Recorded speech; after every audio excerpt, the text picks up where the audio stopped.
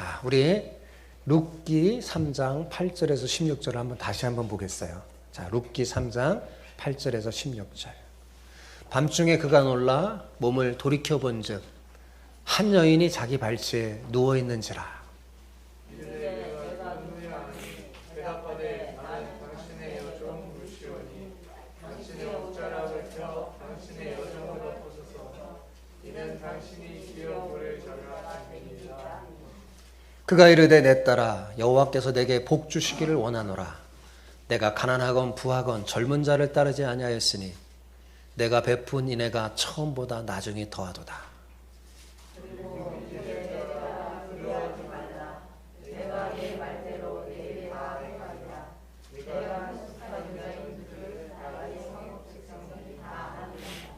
참으로 나는 기업 물을 자이나 기업 물을 자로서 나보다 더 가까운 사람이 있으니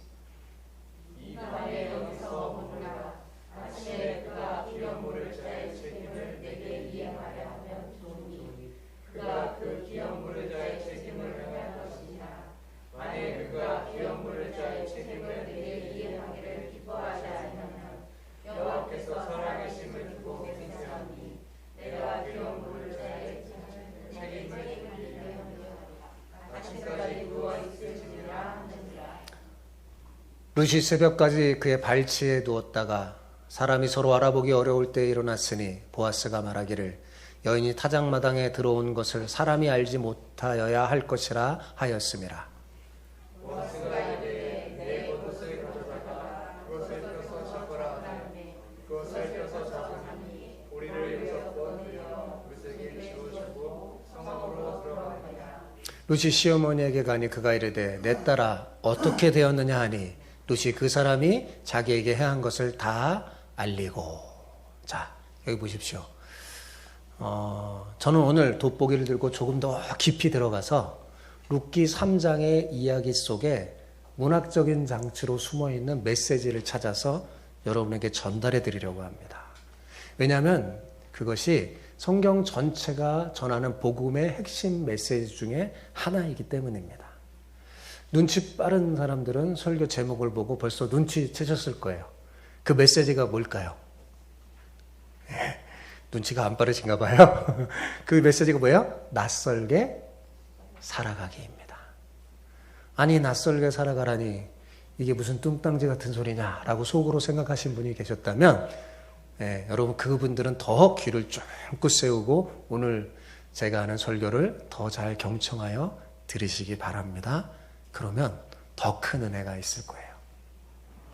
신학대학원에 다니던 시절 저는 대장간이란 출판사에서 나온 책들을 많이 읽었습니다. 그곳에서 나온 책들이 나를 되돌아보게 하고 그리스도인이 누구인지 알려줬기 때문입니다. 그 출판사의 발행인인 박기삼 씨가 쓴 거꾸로 사는 삶이란 그 책은요, 더 많은 생각을 하게 했어요. 짧은 수필로 되어 있는 이 글들은 대장간이라는 출판사의 창립 정신이 담겨 있는 책이었는데 저는 이 글을 읽으면서 복음을 위해 사는 것이 어떤 것인지 깊이 고민했었습니다. 제게 강렬하게 다가왔던 문장들을 몇 가지 뽑아왔는데 여러분과 함께 읽어볼까요? 이런 거였어요. 이 세상에서 그리스도인이 된다는 것은 우리나라와 같은 상황에서 공산주의자가 되는 것보다 더 모험적이며 위험한 일이다. 그리스도인들은 하나님께서 제시한 가치관에 따라 사는 자들이며 비정상적인 사회에 정착하기 위하여 일생을 바치는 자가 아니라 폭포수를 거슬러 올라가는 연어와 같이 산상수훈의 정신으로 살아가는 자들이다. 세상을 따라가면서 하나님을 믿겠다는 자는 산에 가서 고기를 잡겠다는 것처럼 어리석은 자다. 하나님을 믿는 자는 세상을 거꾸로 사는 것이 믿음을 지킬 수 있는 가장 안전한 길이다. 이런 글들이 하나하나 제 가슴에 꽂혔어요. 아, 그리스도인으로 산다는 것, 복음을 위해 산다는 것, 그리 쉬운 일이 아니구나. 여러분, 이 박기삼 씨가 이 책을 통해서 말하고 싶은 건 뭐냐면 그리스도인으로 이 세상을 산다는 건 그렇게 쉬운 일이 아니라는 겁니다. 어려운 일이라는 거예요. 그런데 보니까 너무 쉽게 사는 거예요. 삐뚤어지고 어긋난 이 세상에서 그리스도인으로 복음을 위해서 살려면 거꾸로 사는 것이 가장 그리스도인다운 삶이라는 것입니다. 저는 그의 말에 공감하고 동의합니다. 왜냐하면 그가 말하는 것은 단순히 그의 생각에서 나온 게 아니라 성경에서 나온 말이기 때문입니다. 성경은요, 우리가 나그네임을 강조하면서 이 땅의 가치관이 아니라 하늘의 가치관을 가지고 세상 사람과 다르게 살아야 함을 끊임없이 권고하고 있습니다. 예를 들어볼까요? 에베소서 4장 22절, 24절을 보십시오. 너희는 유혹의 욕심을 따라 썩어져가는 구습을 따르는 옛사람을 벗어버리고, 같이 읽겠어요. 오직 너희의 심령이 새롭게 되어 하나님을 따라 의와 진리의 거룩함으로 지으심을 받은 새 사람을 입으라. 베드로전서 2장 11절도 읽어보겠습니다. 사랑하는 자들아, 거름인과 나그네 같은 너희를 권하노니 영혼을 거슬러 싸우는 육체의 정욕을 제어하라. 로마서 12장 2절. 너희는 이 세대를 본받지 말고 오직 마음을 새롭게 함으로 변화를 받아 하나님의 선하시고 기뻐하시고 온전하신 뜻이 무엇인지 분별하도록 하라. 이와 비슷한 말씀은 성경에 굉장히 많습니다. 제가 이걸 다 뽑아서 읽어드릴 수가 없으니까요. 그 중에 대표적인 걸 한번 뽑았어요. 어떻습니까, 여러분? 이 말씀에 순종하며 살려고 하면 세상을 거꾸로 살아야 할 정도 아니겠습니까? 그렇죠. 오늘 룻기 3장의 말씀 역시 비슷한 권면을 우리에게 하는 겁니다. 어떻게 해요? 낯설게 살아가라. 어디에서요? 이 세상에서. 낯설게 살아가라. 라고 지금 말하고 있는 겁니다. 자, 오늘 옆 사람에게 이렇게 축복하며 인사합시다. 하나님 나라의 주역이 되기 위해 낯설게 살기를 축복합니다. 예, 낯설게 살면요, 하나님 나라의 주역이 될 수 있어요. 자, 인사말 외웠죠? 같이 한번 해봅시다. 시작. 하나님 나라의 주역이 되기 위해 낯설게 살기를 축복합니다. 예, 정말 낯설게 살아야 돼요. 그런데 문제가 뭐냐면 오늘날 많은 그리스도인이 이 세상은 낯설게 안 삽니다. 예, 이 박기삼 씨는 굉장히 강력하게 말했죠. 거꾸로 살라고. 근데 저는 이제 룻기의 언어로 말하면 낯설게 살라고 말합니다. 자, 우리가 오늘 읽은 말씀 중에서 제가 여러분의 주의를 끌고자 하는 것은요, 9절과 16절 말씀이에요. 자, 9절을 한번 찾아보세요. 9절 읽어봅시다. 이르되 내가 누구냐 하니 대답하되 나는 당신의 여종 루시오니 당신의 옷자락을 펴 당신의 여종을 덮으소서. 이는 당신이 기업을 물을 자가 됨이니이다 하니. 여기에 내가 누구냐, 거기에 여러분 성경에 밑줄을 긋기 바랍니다. 내가 누구냐. 자, 16절 말씀도 함께 읽겠습니다. 시작. 루시 시어머니에게 가니 그가 이르되 내 딸아 어떻게 되었느냐 하니 루시 그 사람이 자기에게 행한 것을 다 알고. 여기에 어떻게 되었느냐, 거기 한번 밑줄을 긋게 바랍니다. 자, 밑줄 그은 그 두 말씀 중심으로 제가 설교하고자 해요. 자, 홀로 된 시어머니를 따라 모압에서 베들레헴으로 온 룻은 이삭을 주우면서 시어머니를 섬기고 있었습니다. 이런 룻에게 시어머니가 뜻밖의 제안을 하죠. 오늘 밤 보아스의 타작마당에 숨어 있다가 그가 흥에 취해서 잠들 때 몰래 그의 이불을 들고 함께 누우라. 이렇게 알려줬어요. 자, 이 말은 제가 전에 앞부분 설교할 때 뭐라고 그랬어요? 청혼하는 말이라고 그랬죠. 청혼하는 말이에요. 여인이 먼저 청혼한다는 건 참 대단히 힘든 일이잖아요. 그런데 룻은 시어머니의 권유대로 다 순종했습니다. 목욕을 하고 기름을 바르고 새 옷을 꺼내 입고 타작마당으로 숨어들었죠. 숨어들어서 탁 룻이 살펴보니까 풍성한 타작이 끝나자 사람들이 흥에 겨워 서로 기쁨을 나누면서 잔치를 벌이고 있었어요. 그날 밤은 정말 풍요롭고 아름다운 밤이었습니다. 잔치가 끝나자 사람들이 다 돌아가고 밭의 주인인 보아스만 남아서 곡식 난 더미 곁에서 잠이 들었습니다. 자, 그때 룻이 슬그머니 나와서 보아스에게 다가가 슬그머니 이불을 들치고 들어가니까 어때요? 잠자던 보아스가 기척을 느꼈잖아요. 그래서 깨어났습니다. 그랬더니 웬 여인이 누워있는 겁니다. 그래서 놀라서 묻죠. 어떻게 뭐라고 물었어요? 내가 누구냐? 자, 내가 누구냐라는 이 히브리 말이 미아트라는 말이에요. 아까 제가 내가 누구냐 거기 밑줄 그라고 했죠. 거기다 써보세요. 미아트라고. 우리 주마함께 성도 여러분은 성경적으로 훨씬 유식해지기 바랍니다. 되게 쉬운 말이잖아요. 미아트. 원어로 안 써도 돼요. 우리 한국말로 미아트. 자, 우리는 이 말을 우리가 읽은 본문에서 한 번 더 볼 수 있습니다. 하지만 여러분이 성경을 아무리 들여다봐도 이 말을 찾을 수 없을 겁니다. 왜냐하면 번역상 고민으로 우리가 들고 있는 이 한글 개역 성경은요, 그 말을 달리 번역해 놨기 때문입니다. 자, 다시 16절을 보십시오. 자, 16절 같이 읽어볼까요? 룻이 시어머니에게 가니 그가 이르되 내 딸아 어떻게 되었느냐 하니 룻이 그 사람이 자기에게 해한 것을 알리고. 자, 여기에 어떻게 되었느냐 밑줄 치라고 했죠? 거기에도 쓰세요. 미아트. 똑같은 말입니다. 미아트예요. 어떻게 되었느냐라는 말이 미아트예요. 그러면 여러분 직역하면, 이 말씀을 직역하면 룻이 시어머니에게 가니 그가 이르되 내 딸아 내가 누구냐? 이런 말이 됩니다. 원래 미아트는 정체를 묻는 말이에요. 이 정체를 묻는 말이 상황을 묻는 말로 바꾸어 번역해버렸습니다. 히브리어 미는요, 영어의 후에 해당하는 의문 대명사예요. 그런데 이것을 how로 바꿔서 번역한 겁니다. 왜 성경학자가 이렇게 번역했을까요? 이 말이 전혀 상황에 맞지 않는 질문이라고 생각했기 때문입니다. 나오미가 이미 룻을 알고 있는데 새삼 그녀의 정체를 물을 리가 없잖아요. 룻 다 아는데 내가 누구냐, 이게 물을 필요가 없잖아요. 그렇게 생각한 거예요, 성경학자가. 더군다나 뒤에 따라 나오는 문맥이 how로 번역하는 것이 훨씬 더 자연스럽기 때문입니다. 그죠? 내 딸아 어떻게 되었느냐, 그러니까 그 다음에 어떻게 됐는지 말하는 게 자연스럽잖아요.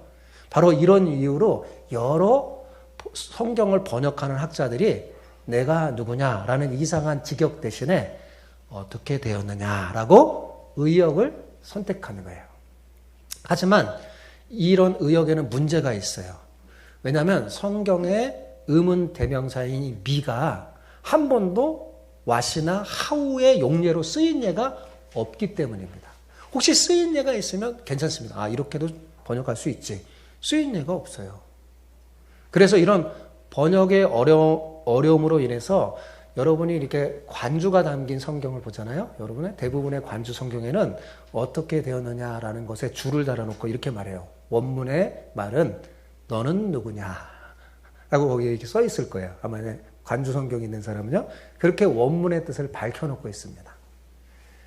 제가 보기에는 3장 16절에 미아트라는 말을 어떻게 되었느냐라고 번역하는 것이 뜻을 잘 살려주는 의역이 아니라 오히려 본래 저자의 의도를 놓치게 하는 잘못된 의역이라고 생각합니다.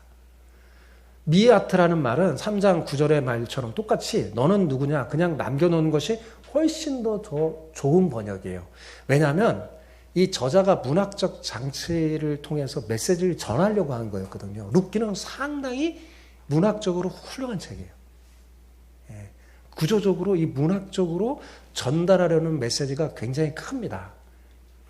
그래서 이렇게 원래대로 내가 누구냐 이렇게 직역해 놓는 게 훨씬 더 이 문학적 장치를 제대로 이해해서 정확한 해석과 의미를 맛볼 수 있기 때문입니다. 그래서 다음번에 막 성경을 번역하면 이렇게 직역해서 번역했으면 좋겠어요.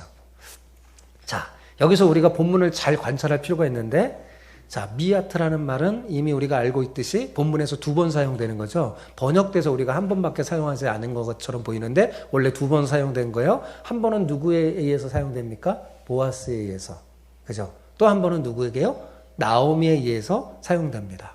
근데 가만히 살펴보면 일정한 공식이 있다는 것을 알 수 있어요. 그게 뭘까요? 3장의 이야기는 하룻밤 사이에 벌어지는 에피소드를 다루는데 이 3장의 사건과 흐름에 관련해서 룻이 2번 사람을 대면하는데 하룻밤에 시작되는 밤과 그 하룻밤이 끝나는 새벽에 각각 보아스와 나오미를 만납니다. 그리고 그때 그들에게서 같은 질문을 받아요. 뭐라고요? 내가 누구냐라는 같은 질문을 받습니다. 이 질문을 받는 순간이 이 룻과 보아스의 이야기에서 굉장히 중요한 전환점이 됩니다. 3장은 드라마라고 말하면 굉장히 막 하이라이트거든요. 가장 재밌는 순간, 절정에 이르는 순간의 내용을 보여주고 있는 거예요. 자, 보아스가 룻을 발견했을 때 놀란 것은 우리가 충분히 이해할 수 있죠. 그죠? 전혀 예상치 못했던 일이기 때문입니다. 깊은 밤 아무도 없는 타작마당에 한 여인이 자신의 이불을 들치고 들어오니 얼마나 놀라겠어요. 그죠? 그건 당연합니다. 이 예기치 못한 상황과 놀람 속에서 보아스는 내가 누구냐라고 정체를 물은 겁니다. 캄캄한 어둠 속에서 그녀는 낯선 여인일 수밖에 없죠. 한편 룻이 나오미에게 돌아온 것이 언제였어요? 밤이 지나고 새벽이었죠. 보아스의 충고에 따라 은밀히 이른 새벽에 돌아온 거죠. 사람들 보지 않는 곳에. 자, 아무리 새벽에 살그머니 왔지만 누가 기다리고 있었을까요? 나오미가 눈에 빠지게 기다렸다는 것을 우리는 짐작할 수 있을 겁니다. 이 모든 일을 꾸미고 주의한 사람이 나오미였잖아요. 그러므로 나오미가 룻을 보고 룻의 정체를 묻게 해서 내가 누구냐? 이렇게 질문했을 리가 없다고 생각한 거예요. 성경학자들이. 근데 제가 지금 설명했잖아요. 앞에서 말했듯이. 그렇다고 어떻게 되었느냐는 뜻으로 이렇게 해석해도 문제가 있다는 것을 우리는 알게 됐어요. 그죠? 그럼 어떻게 해석해야 할까요? 여러분, 가만히 생각해 보면요. 그리 어려운 해석이 아니에요. 룻이 나오미를 떠나서 보아스에게 왔을 때 그녀는 보아스에게 익숙한 여인이에요? 낯선 여인이에요? 낯선 여인이죠? 그죠? 보아스에게 낯선 사람이었습니다. 그녀는 보아스의 인생 밖에 서 있던 사람이었으니까요. 보아스의 이불을 들치고 들어올 만큼 그렇게 친근한 사람이 절대 아니었죠. 이러한 사실은 룻도 잘 알고 있었습니다. 그래서 볼이 이삭을 줍다가 보아스를 처음 만났을 때 자기를 이렇게 소개했어요. 이방 여인이라고. 그건 무슨 말입니까? 나는 당신에게 낯선 사람이라는 말이잖아요. 이렇게 낯선 사람으로 보아스에게 왔어요. 그래서 보아스가 묻는 겁니다. 내가 누구냐? 그런데 나오미가 보아스와 똑같이 룻에게 묻는 거예요. 내가 누구냐라고 묻는 이 상황이요. 사실은 이 본문 해석에서 굉장히 중요한 내용입니다. 본문 해석을 잘 할 수 있는 중요한 단서를 제공하거든요. 자, 3장 이야기의 시작과 끝이 이 같은 질문을 사용하므로 이 룻기의 저자는요. 그 하룻밤에 둘러싼 사건을 통해서 한 가지 메시지를 우리에게 던져주려고 하는 거예요. 그 메시지가 무엇일까요? 제가 말했죠. 낯설게 가야 된다는 거죠. 그걸 제가 좀 더 설명해 드릴게요. 자, 나오미가 룻이 보아스에게 갔다가 다시 돌아왔을 때 그 돌아온 룻이요. 예전의 룻이 아님을 느껴서 내가 누구냐라고 물은 거예요. 여러분, 우리도 예전에 잘 알고 있던 사람을 오랜만에 만났는데 그가 너무나 달라져고 변했을 때 뭐라고 말해요? 이게 누구야? 내가 누구냐? 이렇게 말하잖아요.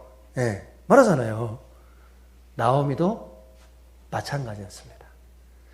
가난과 모멸에 쓴 물이 고여있던 나오미 자신의 땅에서 룻이 낯선 자가 되고 대신에 룻이 풍요와 안식과 단물이 흐르는 보아스 땅에서 이제 집을 짓기 시작한 걸 보고 내가 누구냐 하면서 그녀에 대한 놀람과 기쁨의 함성을 지르는 거예요. 룻이 달라진 거죠. 보아스를 만나고 온 룻은 너무나 달라져서 나오미에게 낯설게 느껴진 겁니다. 나오미에게 낯설게 느껴진 거예요. 이를 통해서 나오미는 앞으로 되어질 일을 내다보게 됐어요. 아, 이제 일이 잘 되겠구나. 룻은 이제 더 이상 자신의 사람이 아닙니다. 보아스하고 만난 이후 룻은 보아스의 삶의 영역에 자신의 발걸음을 탁 옮겨놓은 거죠. 그녀는 이제 더 이상 보아스의 삶에서는 낯선 자가 아니고 오히려 나오미의 인생에 낯선 자가 돼버린 거예요. 왜요? 나오미에게서 보아스로 옮겨갔기 때문이죠. 자, 지금 룻은 누구와 함께 이불을 덮고 잤어요? 시어머니 나오미와 함께 이불을 뒤치고 눕던 룻이 지금 이제는 보아스의 이불을 들고 그와 함께 눕는 사람이 될 것입니다. 그래서 18절에 나오미가 이렇게 말하는 거예요. 내 딸아, 이 사건이 어떻게 될지 알기까지 앉아 있으라. 그 사람이 오늘 이 일을 성취하기 전에는 쉬지 아니라 라고 말한 겁니다. 자, 룻기의 저자는 보아스가 룻에게 했던 그 질문을 다시 나오미가 룻에게 던지게 함으로써 이제 룻이 나오미에게 낯선 자가 되어가고 있음을 보여주려고 한 거예요. 반면에 룻은 보아스에게 더 이상 낯선 사람이 안 된 거죠. 보아스의 축복에 함께 참여할 것이고 보아스와 함께 새로운 축복에 들어갈 겁니다. 자신이 속해 있던 공간이 이제 낯선 곳이 되고 낯설었던 공간이 지금 뭐예요? 자신의 공간이 되어가고 있는 상황이잖아요. 3장이. 그죠? 이런 내용이 내가 누구냐라는 질문에 다 숨겨져 있는 거예요. 이러한 변화의 놀라움을 슬쩍 감추면서 드러내는 표현이 바로 내가 누구냐. 특히 나오미가 한 말이에요. 내가 누구냐. 이런 말이죠. 내 딸아, 룻아, 너가 정말 이제 내게 낯선 자가 됐구나 라고 말하는 거죠. 며느리 룻을 사랑해서 그녀의 안식할 곳을 찾아주고자 했던 나오미는 아마 속으로 이렇게 말했을 겁니다. 그래, 잘 됐구나. 너의 길을 가거라. 이제 이곳은 네가 낯선 자가 되고 너의 세계에서 주역이 되어 잘 살아가자. 잘 살아가거라. 그렇게 축복하며 속으로 말했을 겁니다. 여러분, 새로운 세계의 주역이 되려면, 그래서 그곳에 참된 복을 누리고 살려면 예전의 것들에 낯설어야 합니다. 가만히 성경에 나오는 믿음의 사람들을 봐보세요. 다 이 땅에 낯선 자로 살았음을 알 수 있습니다. 아브라함을 보십시오. 아버지와 친척이 있었던 갈대아 우르.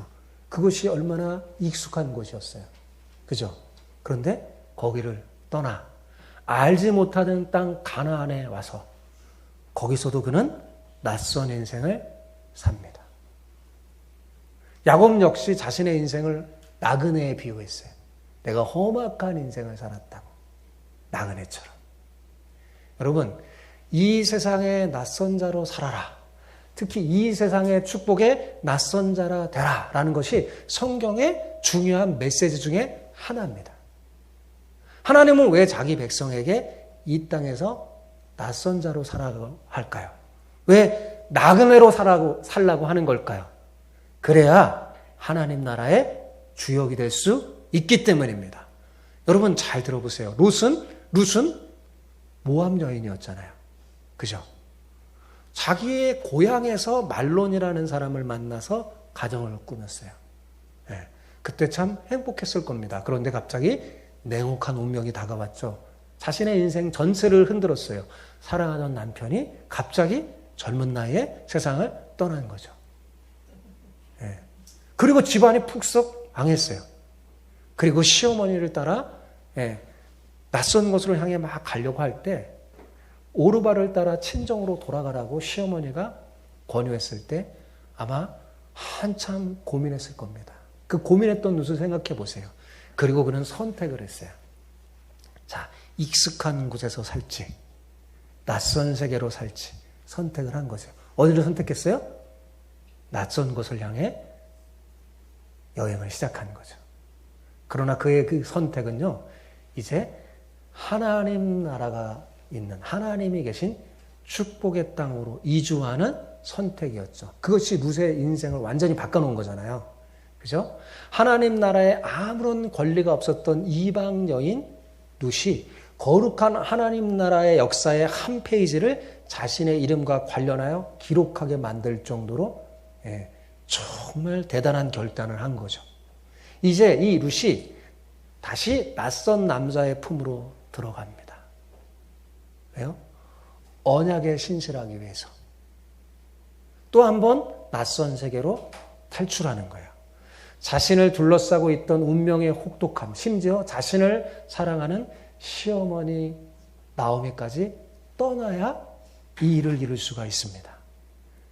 그리고 이제는 예전 것에 대해서 낯선 자가 되어야 했어요. 여러분, 헌 가죽 부대에 새 포도주를 담을 수 없죠. 가나안으로 들어가면 애굽을 떠나야 했어요. 그죠? 그리고 그 애굽에서 익숙한 것들에 대해서 이제 낯선 자가 돼야 돼요. 하나님이 이스라엘 백성을 애굽에서 건져서 가나안에 들어가면서 어떤 훈련을 시켰냐면 낯선 자로 살아가는 훈련을 시키는 거예요. 애굽에서 익숙했던 우상 숭배한 그 낯선 삶. 그곳에 익숙한 삶에서 낯설게 살아가도록. 또 가나안에 들어가서도 뭐예요? 가나안 사람과 달리 낯설게 살아야 이들이 진정 하나님 나라의 주역이 될 수 있는 겁니다. 새로운 축복의 부름이 하나님이 그들을 인도한 저 요단 건너편 가나안에 있었어요. 그곳에서 어떻게 살아야 한다고 이스라엘이요? 낯설게 살아야 했던 거죠. 이런 낯선 세계로의 탈출은 대단한 결단이 필요합니다. 왜요? 이제껏 살아온 세계를 떠나야 하는 것이기 때문에 그런 거죠. 옛사람을 벗어버려야 돼. 새 사람을 입을 수가 있어요. 그죠? 옛 습관을 벗어버려야지 새로운 좋은 습관을 얻을 수 있어요. 익숙한 모든 것을 버려야 합니다. 낯선 세계로의 탈출은 익숙한 것들에서부터 탈출하는 것을 전제로 하는 거예요. 여러분, 익숙했던 모든 것이 모두 낯설게 될 것입니다. 그리고 바로 그럴 때 하나님의 나라가 곧 나의 세계가 되는 거예요. 룻이 이렇게 자신이 살아오던 세계에 이방인이 되고 낯설게 되자 하나님 나라의 축복의 주인공이 된 거죠. 그죠? 처음에 모압을 떠나고 모압과 낯설게 살고 그리고 지금은 나오미를 떠나며 그리고 보아스라는 새로운 세계에 자신의 인생의 짐을 내려놓는 겁니다. 그게 3장의 이야기예요. 자, 여러분 정리해 봅시다. 하나님 나라 백성은요, 그리스도인은요, 이 세상에 낯선 자로 살아야 합니다. 이 세상의 땅, 이 땅의 삶에 집착하고 이 땅의 소유에 집착하는 사람으로 살면요, 진정한 하나님 나라의 주역이 될 수가 없어요. 하나님 나라의 축복을 상속받을 수가 없습니다. 제가 이렇게 말하면요, 이 땅에 부자로 살지 말고 가난한 사람으로 사는 게 좋다는 말이 절대 아닙니다. 그런 말이 아니에요. 여러분, 가난하고 힘들게 살았던 사람은요, 가난하고 힘들게 살았던 대로 세상을 집착하게 돼 있어요. 그리고 풍족하게 누리며 살았던 자들은요, 또 풍족하게 누리며 살았던 대로 또 이 세상에 미련을 갖고 삽니다. 그렇죠? 중요한 건 뭐냐면 우리가 이 세상에 가난하게 살던 부하게 살던 그런 게 중요한 게 아니에요. 가난하건 부하건 어떻게 해요? 낯선 자로 사는 것이 진정한 그리스도인의 모습이라는 말입니다. 어떠한 형태로 있든지 이 세상의 삶과 축복에 낯선 자가 되지 못하면요, 우리는 하나님 나라의 낯선 자가 됩니다. 이 땅의 낯선 자가 될 때 비로소 우리는 하나님 나라의 주역이 될 수 있어요. 처음에 룻은 보아스에게 낯선 자였어요. 그런데 이제는 나오미에게 낯선 자가 됐죠. 그뿐만 아니라 그녀는 자신이 선택할 수 있었던 여러 가지 많은 기회로부터 낯선 자가 됐어요. 예를 들자면 젊은 남자에게 시집갈 기회. 자, 당시 세상 모든 여인의 가치관은 뭐예요? 젊은 남자, 더 조건이 좋은 남자 그 시집가는 게 좋은 가치관이잖아요. 그죠? 근데 거기에 낯설게 대합니다.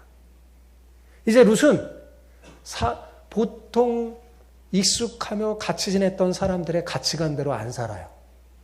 어떻게 살아요? 언약에 신실하게 삽니다. 하나님의 언약에 신실해서 이 세상을 낯설게 살기 시작합니다. 시어머니 나오미의 신앙을 따라 기업물을 자 중 한 사람을 기다렸어요. 그런데 그가 나이 많은 사람인 거예요. 그래도 괜찮아요. 하나님의 언약에 신실하기 위해서 낯설게 사는 거죠. 하나님의 언약의 법에 낯설는 자가 되기보다는 자신의 더 좋은 기회에 낯선 자가 되기로 한 겁니다. 만약 그렇지 않았다면 룻이라는 이름을 우리는 지금 알지도 못했고 제가 설교도 안 했을 겁니다. 성경에 기록도 안 됐을 거예요. 그런데 그가 낯설게 살아가니 하나님이 그녀의 이름을 성경에 기록하고 그녀가 주인공이 되는 성경책을 기록하게 한 거잖아요. 어떻습니까, 여러분? 이처럼 아름답고 멋진 여인 천국에서 한번 만나보고 싶지 않습니까? 예, 저는 한번 만나보고 싶어요. 도대체 어떤 여인이었는가? 여러분, 우리도 한때 하나님 나라의 낯선 자였습니다. 그죠? 우리 낯선 자였어요. 그런데 지금은 이 세상의 낯선 자가 되었습니다. 한때는 이 세상의 사고와 이 세상의 복에 더 익숙했습니다. 그러나 지금은 그렇지 않습니다. 한때는 하나님 나라에서 우리를 향해 미아트, 네가 누구냐? 라는 소리를 들었어요. 그죠? 그런데 지금 세상이 우리를 향해 미아트, 내가 누구냐? 하는 소리를 듣는다면 여러분 놀랄 필요가 없어요. 우리가 하나님 나라를 향해 바르게 가고 있다는 소식이니까요. 자, 그런데 우리가 이것도 아니고 저것도 아니고 그렇게 살잖아요? 예, 이상한 존재가 됩니다. 지금 그리스도인이 그런 거예요. 이 세상에서도 낯설지 않, 예, 익숙하고 낯선 자가 아니라 하나님 나라에서도 여기서 죽는 거죠. 서로 누구냐? 예, 그런 질문을 받지 않는 여러분 되시기 바랍니다. 요즘 그런 그리스도인이 많은 것 같아요. 여러분 기억해야 돼요. 오늘 말씀의 핵심이 뭐예요? 이 세상에서 낯설게 살아가는 거예요. 이 세상의 복, 많은 사람들이 막 따라가고 추구하는 복에 낯설 필요가 있어요. 여러분 직장 상사가 상납과 뇌물을 요구하는 그 자리에서 낯설게 살아야 돼요. 부동산 투기하지 않으면 혼자만 손해볼 것 같은 잘못된 이 경제 구조와 사회 부조리 속에서 우리는 낯설어야 합니다. 돈이 유일한 행복의 지수가 되어버린 그 인생관 앞에서 학부모들의 촌지를 거부하면 동료들에게 따돌림 당하는 비참한 교육의 현실 앞에서 우리는 낯설게 살아야 돼요.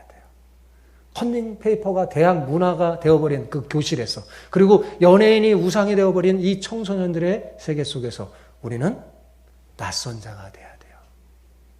예수님을 믿는다는 것은요, 이 세상에서 낯설게 살기로 결심하는 것과 마찬가지입니다. 여러분 달팽이 아시죠? 예, 달팽이 아죠? 예, 달팽이를 잘 관찰하면요, 이 달팽이가 얼마나 겁쟁이인지 알 수 있어요. 굉장한 민감한 겁쟁이입니다. 주위가 쭉 달팽이를 관찰하잖아요. 쭉 하면 달팽이가 어떻게 하는 줄 아세요? 솔직히 나옵니다. 더듬이를 살짝 내놓고 밖을 막 살피면서 아무도 없다 싶으면요, 어떻게 해요? 부드럽고 긴 목을 쭉 뽑아서 늘리죠. 그리고 이것저것 막 새로운 세계를 막 탐지합니다. 이런 달팽이 앞에 우리 손가락에 먹이를 딱 묻혀서 딱 가져가잖아요. 달팽이가 깜짝 놀라서 어떻게 할까요? 껍질 속으로 쑥 들어가요. 그리고 나오지 않습니다. 왜요? 그것이 안전하다고 생각하기 때문입니다. 저는 많은 그리스도인이 이 달팽이처럼 신앙생활하는 것 같아요. 낯선 하나님 나라. 우리가 예수님을 믿고 설교를 듣고 성경을 보면 낯설죠. 그 낯선 하나님 나라에 호기심을 보이고 기웃거리지만 그것이 조금 위험해 보이고 왠지 익숙하지 못한 세계다 싶으면 자신의 안전한 세계 속으로 쏙 들어가 버리는 거죠. 예. 절대로 이 세상에 낯설기가 싫은 거예요. 쑥 들어가는 거예요. 그리고 가끔 조금 고개를 내밀 뿐이죠. 그러나 여러분 이렇게 신앙생활에서는요. 하나님 나라의 주역이 될 수가 없습니다. 익숙한 현실인 달팽이 껍질 속에만 있고 낯선 세계에 발을 들여놓지 못하면 껍질 밖의 세계를 풍성히 경험할 수 없습니다. 안전한 집을 나와 컴컴한 타작마당으로 들어가는 것은 낯설고 위험한 일이죠. 익숙하게 안전하고 익숙한 가치들에 남아있으려 할 때 여러분 하나님 나라의 가치는 우리에게 낯선 무엇이 됩니다. 그러나 우리에게 익숙한 것이 낯선 것이 되고 이 세상의 축복의 낯선 자가 될 때 여러분 우리는 하나님 나라의 타작마당에 하나님이 덮고 계신 이불을 들추고요. 그분 옆에 누울 수 있는 친근한 사람이 될 수 있습니다. 사랑하는 아무개야. 하나님이 이름을 불러주는 사람이죠. 내가 누구냐가 아니라 아무개 누구야. 여러분 하나님이 친근한 자신의 사람에게 하나님 어때요? 성경에 보면 이름을 부르죠. 사무엘아. 그죠? 모세야. 하나님에게 익숙한 여러분 되시기 바랍니다. 예. 하나님에게 익숙한. 세상에는 낯설고 하나님에게는 익숙한 사람이 되십시오. 예. 하늘나라에 올라갔는데 다 이름 불러주는데 다 여러분 이름 불러주는데 내 이름은 안 불러줘. 너는 누구냐? 그럼 어떻게 해요? 너는 누구냐? 그런 사람이 되지 말아야죠. 그죠? 우리는 하나님의 이불을 덮고 계신 이불을 들쳐 입고 하나님과 같이 누운 사이가 돼야 돼요. 그죠? 그만큼 친숙한 사람이 되려면 뭐예요? 이 세상에 낯설어야 돼요. 사랑하는 성도 여러분, 무엇이 더 가치 있습니까? 무엇이 더 안정적이고 영혼을 보장합니까? 낯설게 살아가기. 그것은요, 이 세상을 미워하기가 아니라 이 세상을 하나님 나라 되게 하는 것입니다. 여러분, 저와 함께, 우리 주마함께를 섬기면서 우리 이제 이런 작업을 했으면 좋겠어요. 우리가 입고 있는 인생의 옷에 보면요, 어떤 단추가 달려져 있냐면요, 여러분도 모르게 세상 가치를 사랑함, 세상의 복을 추구함이라는 단추가 여러분 달려져 있어요. 여러분 옷 봐보세요. 그런 게 다 달려져 있어요. 그런 게 부럽고 너무 익숙해. 그런 게 막 달려져 있죠. 있어요, 없어요? 그런 게 있단 말이에요. 네, 그런 단추를 하나씩 뜯어내세요. 그런 단추를 탁 뜯어내고 하나님 나라의 가치를 사람이라는 단추를 제가 계속 여러분에게 줄 테니까 그걸 가지고 갈아 끼우세요. 갈아 끼우세요. 네. 저는 저와 함께 여러분과 함께 그런 일을 하고 싶습니다. 원래 세상은 하나님이 지으신 곳이기 때문에 너무나 아름다운 것이었지만 죄로 인해서 추해지고 말았습니다. 여러분, 이 세상은 어때요? 아름답습니까? 추하잖아요. 얼마나 추합니까? 원래는 아름다운 곳이었어요. 근데 죄로 인해서 추해졌어요. 이런 세상에서 우리가 세상의 가치를 사랑함이라는 그 단추를 달고 그것에 익숙하며 살아가면 어떻게 될까요? 어떻게 될까요? 세상은 더 추해질 겁니다. 그러나 하나님 나라의 가치를 사랑함이라는 단추를 하나씩 끼우고 이 세상에 낯설게 살아가면요, 이 땅에서 하나님 나라를 누리는 수혜자로 살 뿐만 아니라 우리로 인해 취했던 이 세상이 머지않아 아름다운 하나님의 나라로 바뀌게 될 것입니다. 하나님은 하나님 나라를 완성할 때 우리를 사용하고 싶어 하세요. 우리가 그 영광에 동참하며 우리를 거룩한 도구로 사용하고 싶어 하십니다. 우리 교회가 여러분이 하나님의 거룩한 도구가 되기를 축복합니다. 여러분 이 일에 우리 모두 정말 하나가 돼서 각자의 삶의 자리에서요 최선을 다했으면 좋겠어요. 여러분 우리 교회는 이것을 추구하는 거예요. 우리 교회는 하나님 나라를 추구합니다. 우리 교회는 이제 세상에 낯설게 살아갈 거예요. 세상에는 낯설고 하나님에게는 친근한 그런 여러분이 다 되시기를 축복합니다.